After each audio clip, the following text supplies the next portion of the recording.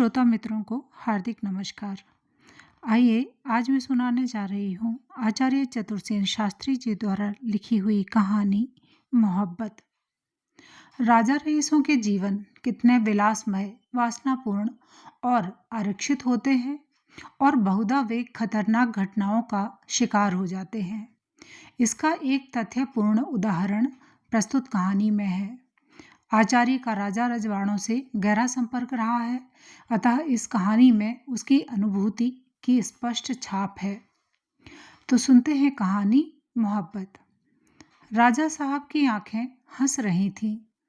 उन्हीं आंखों से उन्होंने मेरी ओर देखा, मुस्कुराए और मसनद पर उठंग बैठकर मेरी ओर झुककर धीरे स्वर में कहा, देखी मोहब्बत।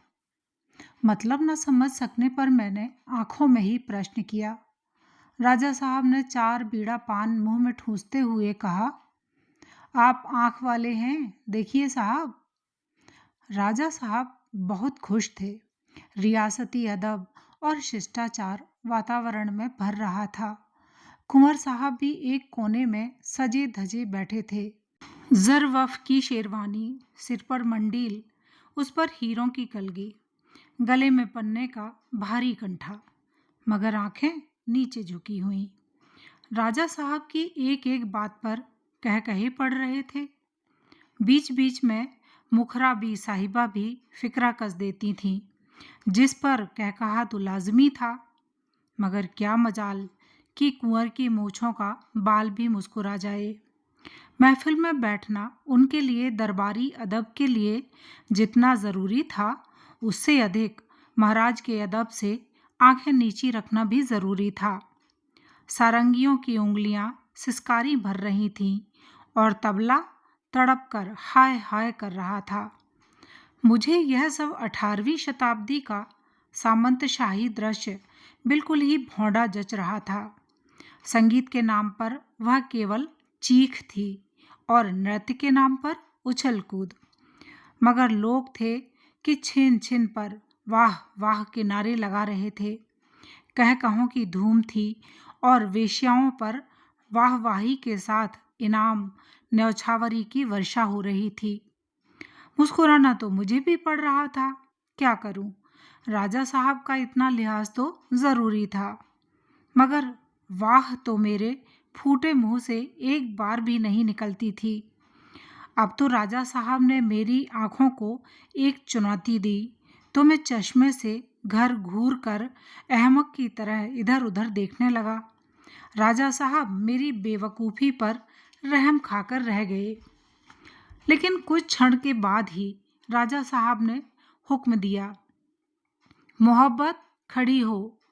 और तब मैंने मोहब्बत को देखा, कुछ समझा भी। कम से कम राजा साहब का दिल तो समझ ही गया। लंबा छरहरा नपातुला बदन, चमकते सोने का रंग, बड़ी बड़ी मदभरी आंखें, चांदी का सा साफ माथा, भौरे सी गुंजन भरी लटें, दूज के चांद के समान पतली भौहें और बिल्कुल 16 अंगुल की कमर। पैर की ठोकर दी तो घुंघरू बजे, फिर ठोकर दी, फिर दी, ठोकरों की झड़ी लगाई, घुंघरू बजे, छम छम छमा छम छमा छम छम छमा छम। और फिर देखी वह 16 अंगुल वाली कमर, बल खाती, इठलाती, नागिन सी लहराती, और उस पर तैरता वह अछूता यौवन, मदभरी आंखें, तिरछी भौहें। यहीं पर बस नहीं, कोयल की कुहू, पंचम की तान। मसनद पर झुककर मैंने राजा साहब के कान के पास मुंह ले जाकर कहा, देखा महाराज, अब देखा। राजा साहब ने भौहें तरेर कर कहा, अब क्या देखा? खाक। अब तो धुलिये जुलाहे सब देख चुके, सबकी नज़र पड़ चुकी, झूठी हो चुकी। उन्होंने फिर अपना चांदी का पानदान खोलकर 4 बीड़े पान के हलक में ठूंस लिए और फिर मेरी तरफ से मुंह फेर लिया। क्या करूं? देहाती दहकानी ठहरा। राजा साहब को खुश करने का कोई ढंग ही नहीं नजर आया। मन मारकर मोहब्बत का नृत्य देखने लगा। दोनों गालों में पान ठूंसे उसे पेश करते हुए हंसते हुए एक ने कहा, गजल गाओ। बनारस के बबुआ साहब ने एक मुट्ठी इलायचियां पेश करते हुए कहा, जी नहीं, कोई ठुमरी। मुंशी जी तड़प कर बोले, नहीं सरकार, कोई पक्की चीज होने दीजिए। राजा साहब ने मेरी ओर मुंह करके कहा, आप फरमाइश कीजिए। मैंने झेंपते हुए कहा, कोई ऐसी चीज सुनाइए जिसमें मोहब्बत का दरिया बह जाए। राजा साहब खिलखिलाकर हंस पड़े। हंसी का फव्वारा फूट गया। भला राजा साहब हंसे और महफिल चुप रह जाए। बी साहिबा ने भी फिक्रा जड़ा, तो हुजूर, इस मोहब्बत के दरिया से प्यास किसकी बुझेगी? मैंने कहा, प्यास पंछियों की बुझेगी, मगर कोई मर्द बच्चा डुबकी लगा बैठे तो अजब नहीं। राजा साहब 72 जांघों पर मारकर उछल पड़े। खूब कहा, खूब कहा। मोहब्बत झेंप कर झुक गई। कुछ देर में कह कहों का तूफान थमा और मोहब्बत ने एक गजल गाई। जान बची लाखों पाए। राजा साहब खुश हो गए। मैंने समझा ठीक मुसाहिबी हुई। दूसरे दिन रात को राजा साहब ने बुलावा भेजा। जाकर देखा, दीवान खाने में राजा साहब और मोहब्बत दोनों ही हैं। पास में राजा साहब के मुंह लगे पेशकार राजा साहब का बड़ा सा चांदी का पानदान गोद में लिए बैठे हैं। मोहब्बत ने आधी ताजीम दी और सलाम किया। मैंने कहा, मुबारकबादी देता हूँ, आप एक ही कमाल हैं।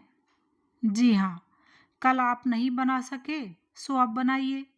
मोहब्बत ने टेढ़ी मुस्कान से देखकर कहा, नहीं नहीं, ऐसा नहीं है। आपका फन ही ऐसा है कि जो देखेगा सिर धुनने लगेगा।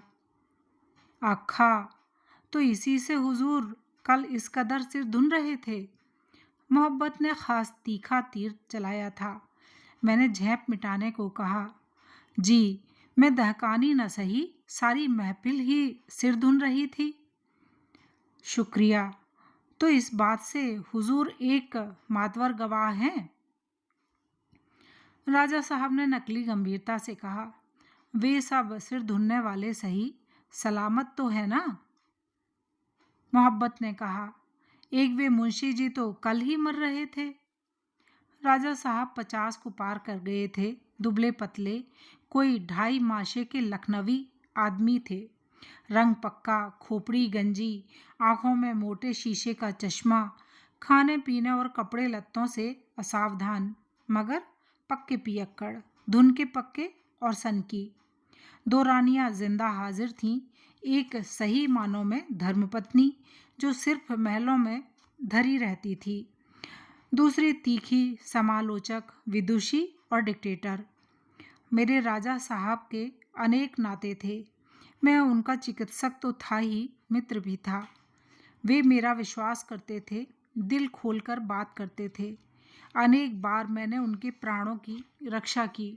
बहुत बार राजा साहब के आंसू मैंने देखे थे।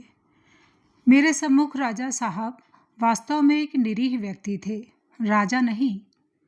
साल में 2-3 दौरे रियासत में लग ही जाते थे, परंतु इस बार व्यस्त रहने से कुछ देर में जाना हुआ। जाकर देखा, सर्दी से बचने के लिए राजा साहब रजाई में लिपटे हुए अंगीठी ताप रहे हैं। पास बैठी है मोहब्बत। वह मोहब्बत नहीं जो पिछले साल देखी थी, हुजूर कहकर पुकारने वाली, झुककर सलाम करने वाली। यह तो दानी की गुण गरिमा से पूर्ण स्त्री थी। उसकी आंखों में गर्व और बातचीत में रानीपन की साफ झलक थी। मैं सुन चुका था कि महाराज के आदेश से कुंवर साहबान उसकी ताजीम करते हैं, राजवधु उसे अभ्युत्थान देती हैं। सुनकर ही मेरा मन विद्रोह से सुलग उठा, और जब मैंने वहां पहुंचने पर उसने मुझे ताजीम नहीं दी, उल्टे मुझी से ताजीम चाही, तो मैंने उस औरत की तरफ से एक बारगी ही मुंह फेर लिया। मैं उसकी ओर बिना देखे ही राजा साहब से बातें करने लगा। राजा साहब ने देखा, देखे कर मुस्कुराए। मुस्कुराकर कहा, पहचाना नहीं? मैंने आश्चर्य का नाट्य करते हुए कहा, नहीं महाराज, मोहब्बत है। सरल आंखों से उसकी ओर ताकते हुए उन्होंने कहा। मैंने कहा, ओफ, बिल्कुल ही सूख कर खुश्क हो गई। राजा साहब ने आंखें मेरी ओर उठाकर कहा, कौन? मोहब्बत महाराज, मैंने थोड़े दर्द से कहा। महाराज एकदम खिलखिलाकर हंस पड़े। बोले, इतनी मोटी तो हो रही हैं, आप कहते हैं सूख गई। मैंने आंखें नीचे करके रूखे स्वर में कहा, महाराज शायद खातून का जिक्र कर रहे हैं, परंतु मैंने महाराज से मोहब्बत की बाबत अर्ज की। खूब हैं आप, राजा साहब हंसकर बोले। मोहब्बत को मोहब्बत से जुदा करते हैं आप? खैर, अब यह देखिए कि इनका मिजाज कैसा है। इस बार तो मैंने इन्हीं के लिए आपको कष्ट दिया है। अपनी अप्रसन्नता को मैंने छिपाया नहीं। थोड़ा रूखे स्वर में मैंने कहा, महाराज ने इतनी सी बात के लिए नाहक तकलीफ दी। रियासत के डॉक्टर या नर्स क्या इतना भी नहीं कर सकते? मेरा जवाब राजा साहब को पसंद नहीं आया। उनका चेहरा उदास हो गया। परंतु प्रथम इससे वे कुछ कहें, मैं उठ खड़ा हुआ। मैंने मोहब्बत से कहा, दूसरे कमरे में चलो, देखूं क्या बात है। स्पष्ट था कि वह मेरी भावना को ताड़ गई। उसकी त्योरियों में बल पड़ गए। जब मैं उसकी परीक्षा कर चुका और चलने लगा तो उसने कहा, कड़वी दवा मत दीजिए, नहीं खा सकूंगी। मैंने उलटकर कहा। मेरी आंखें जलने लगीं। मैंने कहा, क्यों? मैं कड़वी दवा नहीं खा सकूंगी। मैंने जवाब नहीं दिया। गहरी विरक्ति और कुत्सा से मेरा मन भर गया। आप स्थानीय डॉक्टर साहब को बुला लीजिए, मैं उन्हें समझा दूंगा, इनकी चिकित्सा व्यवस्था हो जाएगी। और इस प्रकार डॉक्टर साहब का चरण अंतःपुर में पड़ा। नवयुवक थे, गौर वर्ण था, गोल मुंह और गोल ही आंखें।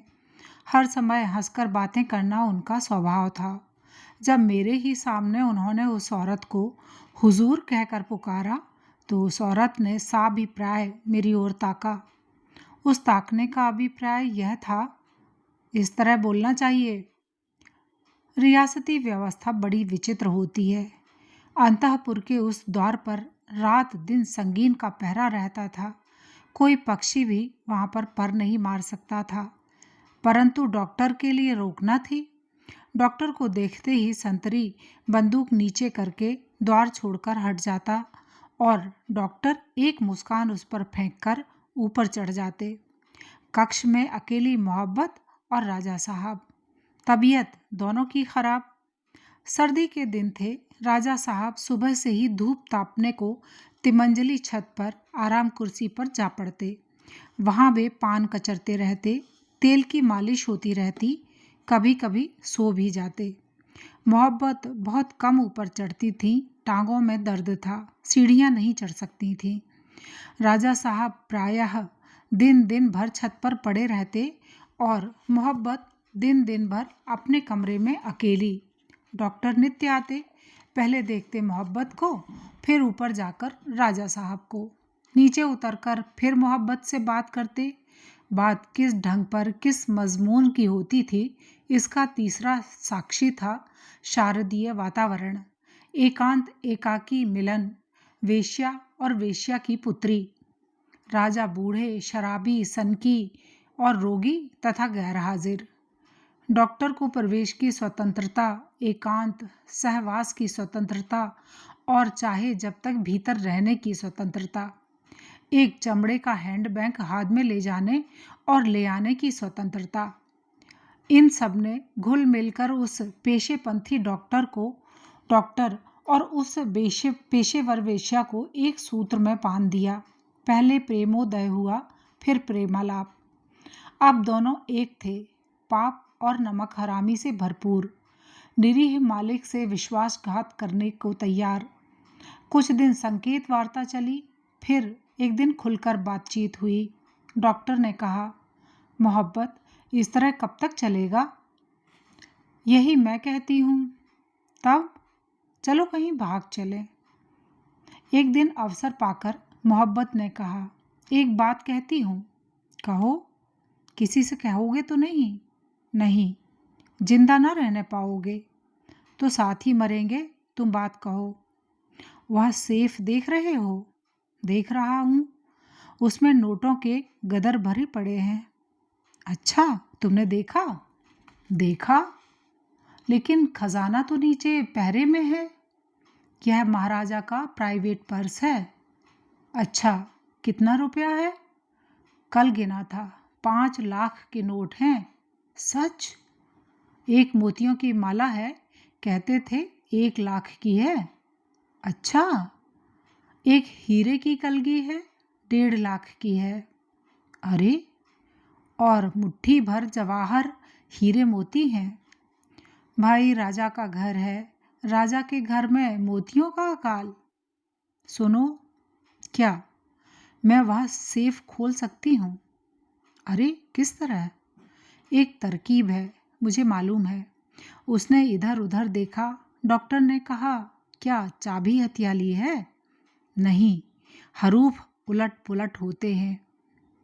कल राजा साहब ने मुझे बताए। डॉक्टर ने अपने को संयत करके कहा, मोहब्बत, तुम जानती हो मैं तुम्हें कितना चाहता हूँ?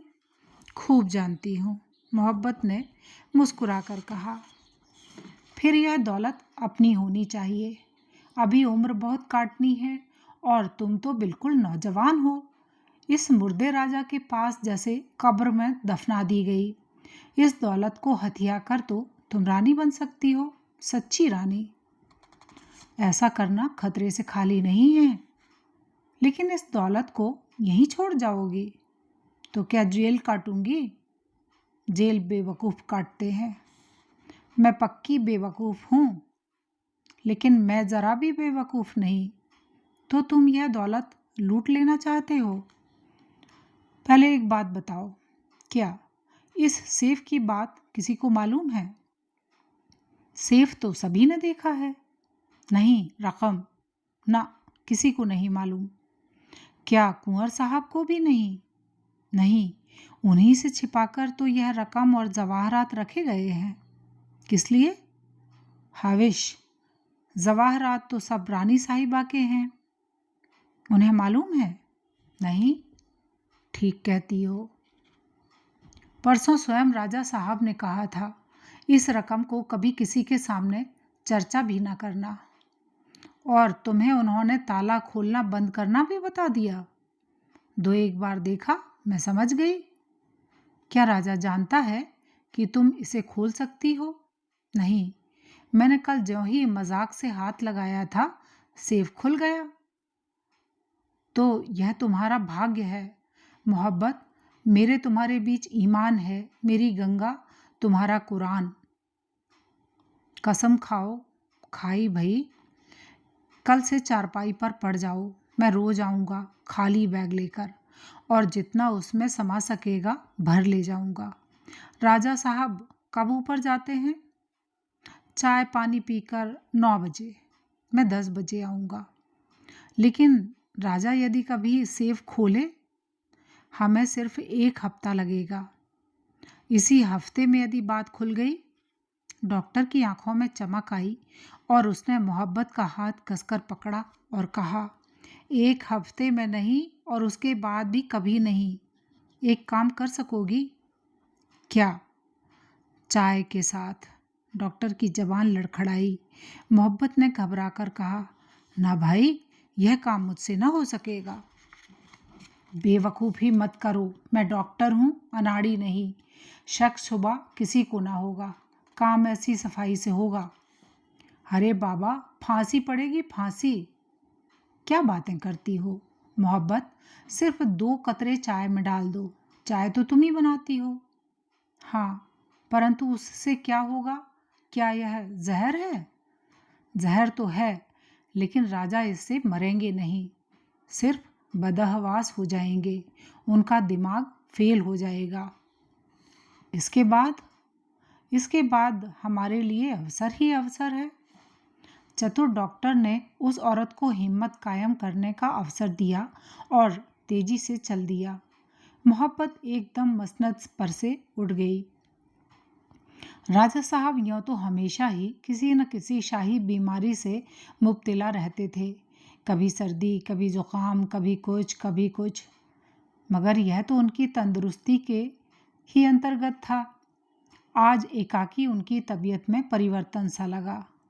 वे ऊपर जाकर आराम कुर्सी पर बदहवास से पड़ गए। डॉक्टर आया, महाराज को बारीकी से देखा और कहा, रात ज्यादा ड्रिंक किया गया प्रतीत होता है। आराम फरमाने से कल तक सब ठीक हो जाएगा। उन्होंने राजा साहब के लिए नुस्खा लिखा और हिदायतें लिखीं। राजा साहब ने जैसे नींद से जागकर कहा, मोहब्बत को भी देखते जाइए कैसी है। देखता जाऊंगा सरकार। वे नीचे उतरे। आंखों में ही में बातें हुई। मोहब्बत ने कहा, हम मारे जाएंगे डॉक्टर साहब, फिक्र मत करो, हिम्मत रखो। लेकिन मैं यह काम नहीं कर सकती। आज यह दवा मैं नहीं दूंगी तो मैं कहूँगा मोहब्बत ने राजा साहब को जहर दिया है। जानती हो, डॉक्टर हूँ, चाहूँ तो अभी आधे घंटे में हथकड़ियाँ डलवा दूंगा। डॉक्टर की आंखों में प्रतिहिंसा व्यक्त हो उठी। मोहब्बत ने क्रुद्ध होकर कहा, तुम भी न बचोगे डॉक्टर, मैं कहूँगी तुमने ही जहर लाकर दिया था। डॉक्टर ने हंसकर कहा, ऐसा कहते ही यह साबित हो जाएगा कि तुमने जहर दिया। अब तुम्हें यह साबित करना रह जाएगा कि डॉक्टर ने दिया। वह तुम कैसे साबित करोगी? मोहब्बत ने आंखों में आंसू भरकर कहा, डॉक्टर रहम करो, मैं बदनसीब औरत हूँ। तो मैं जो कहता हूँ करो। वह सेफ खोलो, जितनी रकम इस बैग में आती है भर दो। मैं तब तक बाहर देखता हूँ कोई आता तो नहीं, मगर पहले सारी ज्वेलरी बैग में रख दो। डॉक्टर ने बाहर की ओर मुंह फेरा और मोहब्बत ने कांपते हाथों से सेफ को छुआ।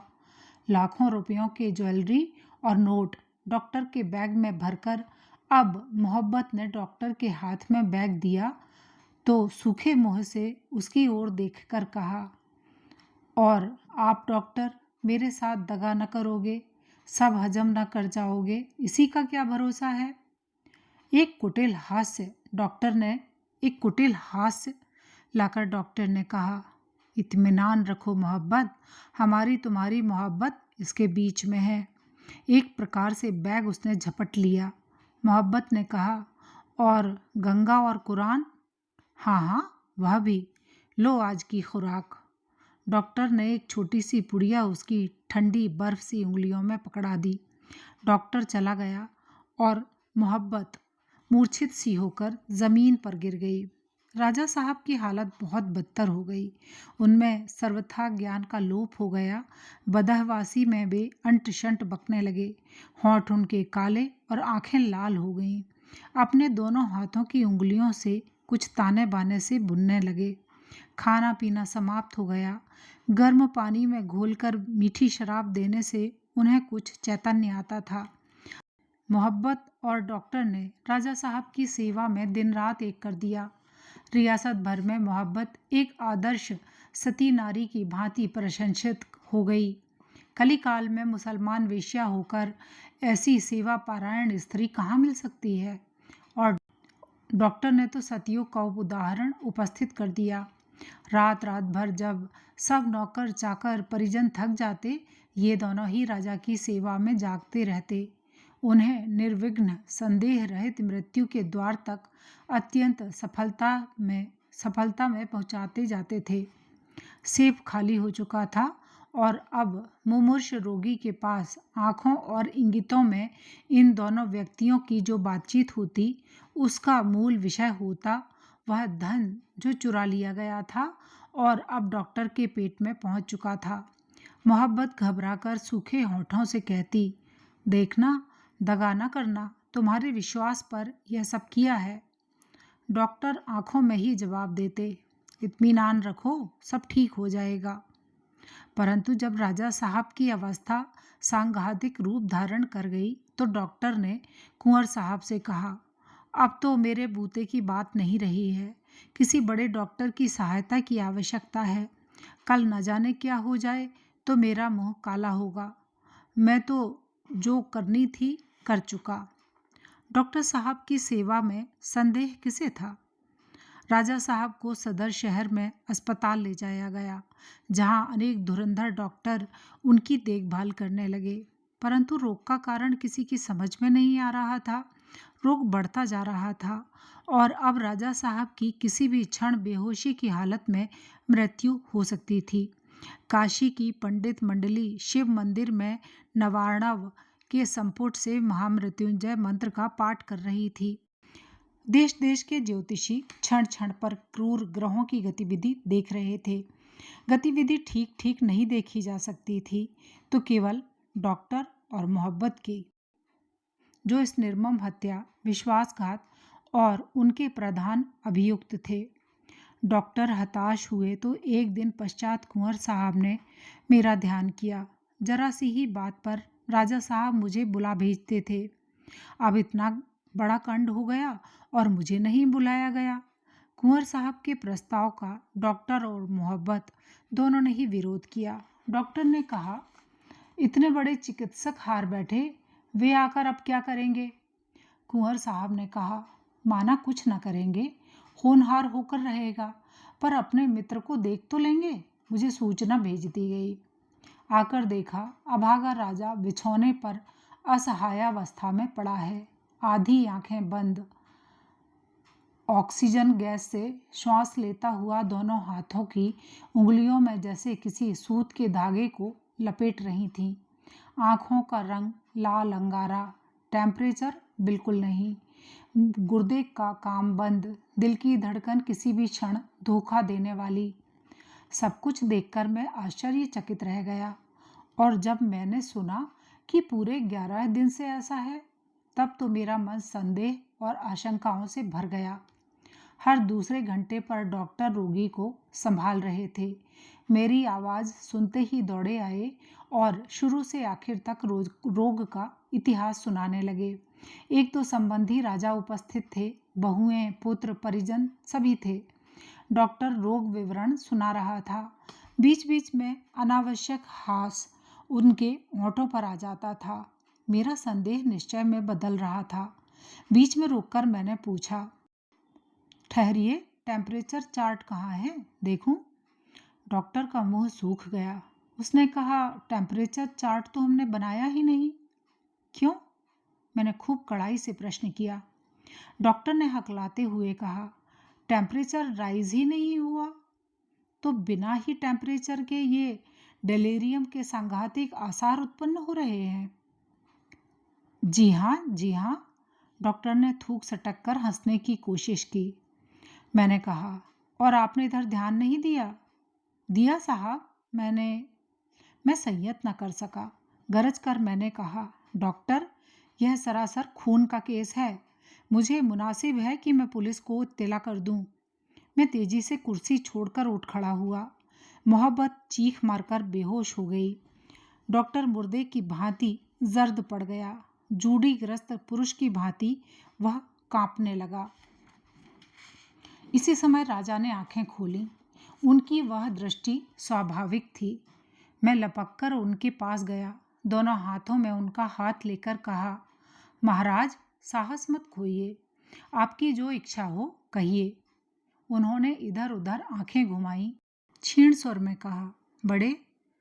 तुरंत ही बड़े कुंवर ने उनकी गोद में सिर डाल दिया। राजा की आंखों से आंसुओं की धारा बह चली। मैंने नाड़ी, दिल की धड़कन देखी, भीड़ को तुरंत हटाया। राजा साहब ने मुंह खोल दिया। मैंने कहा, गंगाजल दीजिए। 2 तुलसी दल डालकर एक पैट गंगाजल उनके मुंह में डाल दिया। जल कंठ में गया और प्राण नश्वर शरीर से पृथक हुए। उस रियासत में मेरा काम और मेरे संबंध सब समाप्त हो चुके थे। फिर भी जिस दिन नए राजा को पगड़ी बंधी, मुझे हाजिर होना पड़ा। नए राजा नवयुवक, भावुक और दुबले पतले लजीले से थे। सब कृत्य समाप्त होने पर जब मैं एकांत में मिला तो बातें हुई। मैंने कहा, उस मामले में आपने कुछ किया? क्या आपको कुछ मालूम था? मैं निश्चित रूप से सिद्ध कर सकता हूँ कि यह अत्यंत सावधानीपूर्वक किया गया खून था, परंतु किसी भी डॉक्टर ने ऐसा नहीं कहा। कैसे कहा जा सकता था? खूनी डॉक्टर है। सब कार्य बहुत वैज्ञानिक रीति से हुआ। संदेह की कोई गुंजाइश न थी। मुझे तो केवल एक सूत्र मिल गया, नहीं तो मैं भी न जान सकता। पर अब तो उन्होंने सब कुछ बता दिया है। उनका मतलब मोहब्बत से था। सब कुछ? जी। डाके का हाल आप सुन चुके होंगे। नहीं तो डाका कैसा? इस पर नए राजा ने सारा विवरण बताया। मोहब्बत ने राई रत्ती सब बता दिया था। मैंने कहा, आपने मामला पुलिस में नहीं दिया? कैसे दे सकता था? वे वेश्या अवश्य हैं, पर मेरे पिता ने उन्हें मेरी माता के स्थान पर रखा था। उनके विरुद्ध कुछ भी करना मेरे लिए अशक्य था। यह मेरे खानदान की प्रतिष्ठा और मर्यादा का प्रश्न था। किंतु 10 लाख का डाका और राजपुरुष की जान? मैंने धीरे से कहा। युवक राजा ने आंखों की कोर से आंसू पोंछा। बहुत देर तक हम चुप बैठे रहे। फिर मैंने कहा, रुपया मिलने की कुछ उम्मीद है? नहीं।